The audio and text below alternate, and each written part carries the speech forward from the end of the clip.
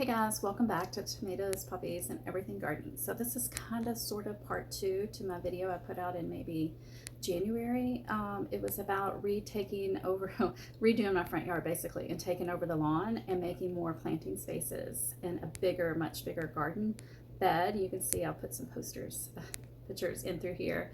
And so today I'm going to show you what did I end up planting in this new bigger bed. I still have a lot of space to go, but there was a lot of weeding that had to happen too, and so many other things along the way. And to be honest, I'm not quite 100% done, but done enough that I am so excited to show you the results. And I'm excited to just start planting and getting some new perennial and annual type things into these beds. And also I'm sneaking my squash into this area too. So that will be in part 3. This is part 2. And I do recommend, if you have the time, go watch part 1, where I show you how easy it is just to take over your lawn and make new planting spaces. You only need a few supplies, just some compost or soil, mulch, cardboard, and really you could even get by with just mulch and cardboard. So let me show you, peek out this window, because this is where I come to kind of get an overview of how well it looks.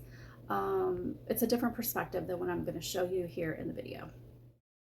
I believe I started this project in early February, I think. You can see there was just kind of like 3 separate islands, and what I kind of did was connect all 3, and then I just kept expanding from that point with my cardboard and my mulch. Sometimes I would add compost or soil as well. This is a current view of where we are right now, early May.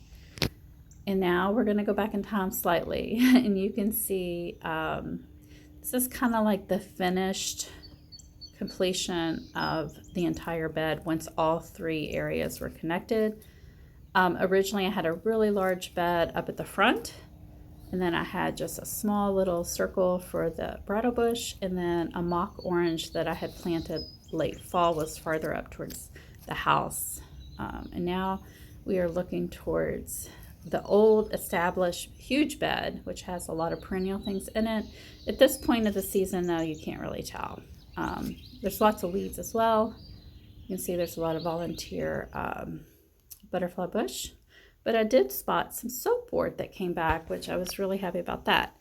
So I started at the very tip where I was building all the new beds, and then I slowly have worked my way down towards the road to this established bed. There's some feverfew coming up, but you can see I left all of my old flower seed heads in place during the winter for the birds, and also for insects to have refuge and a place to hide out during the winter. And all this area you're looking at now, that's all new development just for the purpose of having more planting space, because I was running out of room. And I also thought it looked really weird just to have, 3 separate little areas. I really wanted them all connected, and I thought on it for many months during the winter, and I'm so glad I went ahead and got this project done. So at this point, I'm still in the weeding and putting down cardboard and mulch. And even in established beds, that is a quick way that I will tackle major weed issues. And you'll see, the farther we go into this video, the closer to the road we get, there is a problem with my weeds. Especially, I'm calling my oregano a weed right now because it's taken over everything. Now this here is my old roselle hibiscus from last summer, and I'm just gonna take it out, get rid of it now. And I desperately need to find my seeds so I can restart some for this year. And let's see, that's feverfew there. If I wasn't so concerned about seedlings and what may be to come this spring and summer as far as new plants, this would be such an easy job. But as I go, I'm trying to save any flowers that self-seeded from last year before I put down the cardboard. So that is what's taking me just a horrible amount of time to get this project done. And I do need to get my front yard done. The HOA is coming back to my house on June 1st because evidently they noticed we needed to power wash our house. They're going to come back. And if I have all these weeds out here, they will definitely write me up for that. So I really need to push myself to get this done. But the point of this video is that I want to plant some new stuff. And so that part is coming up now in the video. I got these dahlias at Sam's Club. It was a big old bag for like $10.99, and there are a ton of plants in there, more than what I really needed. So I decided to plant 10 of these dinner plate sized dahlias in this section here between the mock orange on the left and the bridal bush on the right.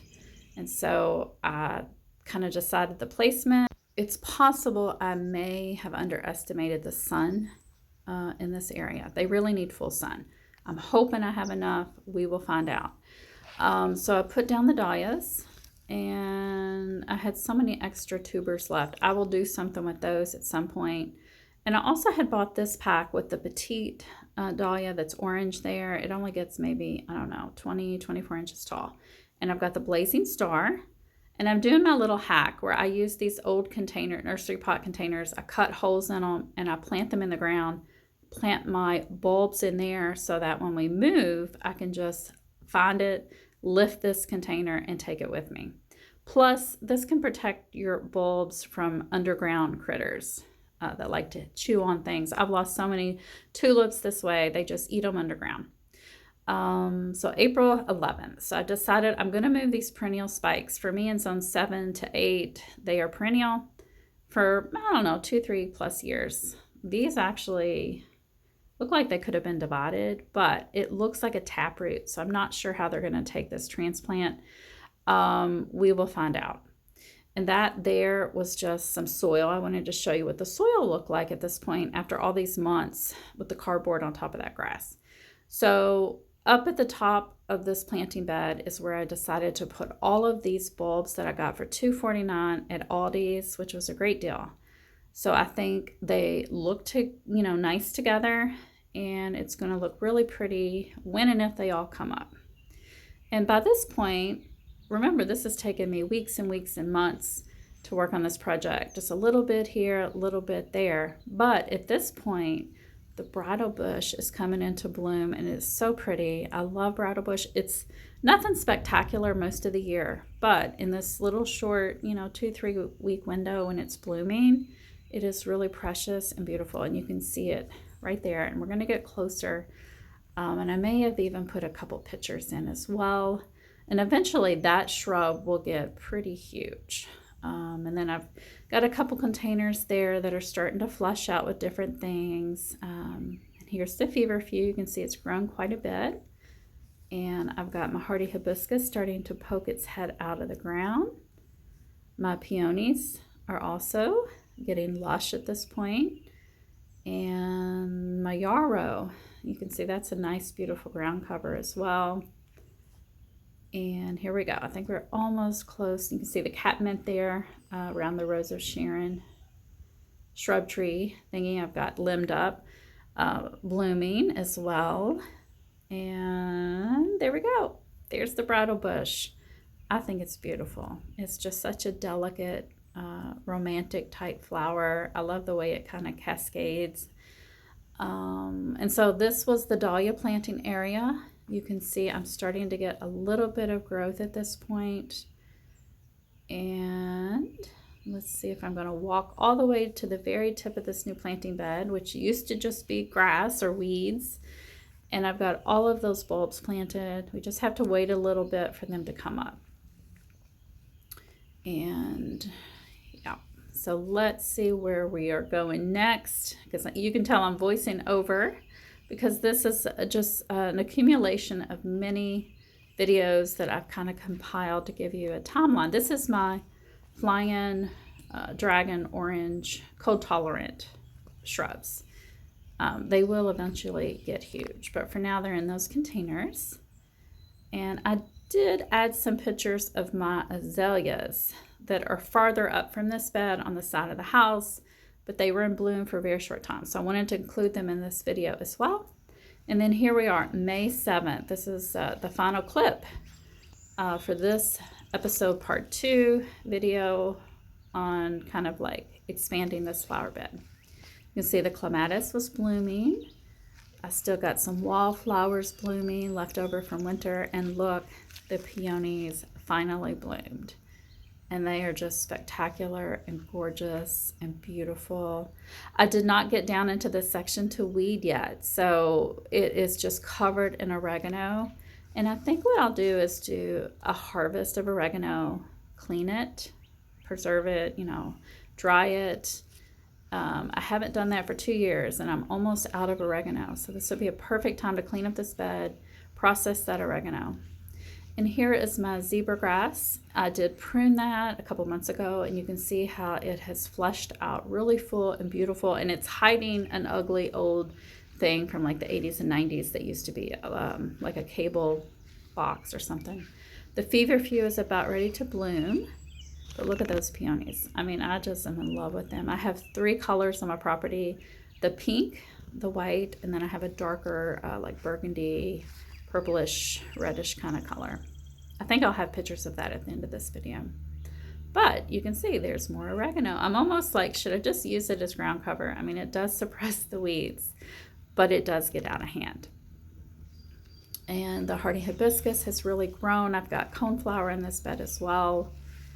And you can see yarrow there by the containers, and my soapwort is getting big. I'm just really, the feel of this bed is feeling so much better now that it's connected. This is what the bridal bush looks like when it's about done flowering. It does have a little ugly period. If I wanted to prune it, this would be the time. Now, look at this blazing stars. They really took off. They're really happy. All of the petite dahlias in front, the ones that don't get too tall, did germinate, not germinate, they did produce growth out of their tuber. I'm actually going to plant that rattlesnake master. I'll put a picture right here. So I'm planting that at the very tip of that dahlia bed area. This is the first bloom on my mock orange. That has a nice scent. This will be a pretty shrub here. And I have a whole huge section where that bench is where I don't even know what to plant yet. But here we are. The bulbs that I planted, I don't know, a month ago. I'd have to go look at the dates again. They're starting to come up. The gladiolus are up. I think this might be a canna.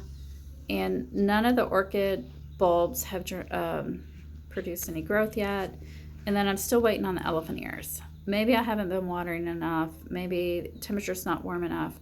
But I'm hopeful they will, you know, start to reveal themselves soon, because I really do want that area to be nice and full. So here is the internal curve of the new bed, and I'm thinking coleus all in through here maybe, because it's more shady, because it's close to the dogwood tree. And then I think I'm gonna put my squash, you know, throughout that bed. I hope you'll come back and see part 3 when hopefully everything has emerged and is blooming. But for now, I want to share with you some of the gorgeous peony pictures that I took the next night after the video recording. And they're just stunning. I love to just walk around and look at them, especially right before sunset and when the lighting's hitting them just right. They're so gorgeous, just precious. So enjoy, and I'll talk to you soon. I hope you're having a great gardening week. Bye.